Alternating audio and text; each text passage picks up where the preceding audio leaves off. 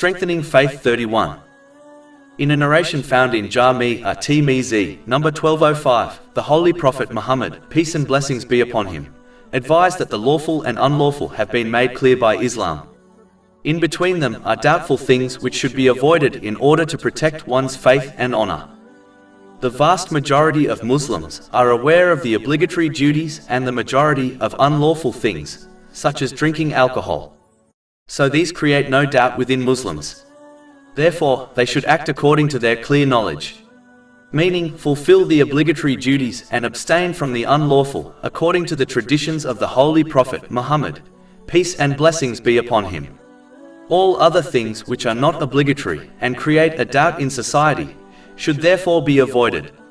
Allah, the Exalted, will not question why someone did not perform a voluntary deed. Instead, He will ask why they performed a voluntary deed. Therefore, leaving the voluntary action will have no consequences in the hereafter, whereas performing a voluntary deed will, namely punishment, reward or forgiveness. It is important for Muslims to act on this short but extremely important narration, as it will solve and prevent many problems and debates. It is important to understand that when one indulges in doubtful or even vain things, it will take them one step closer to the unlawful.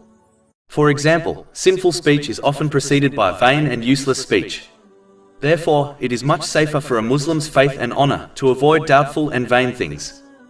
This narration also indicates the importance of adhering to the basic and clear teachings of Islam while avoiding things which have not been clarified nor discussed in the two sources of guidance, the Holy Quran and the traditions of the Holy Prophet Muhammad, peace and blessings be upon him.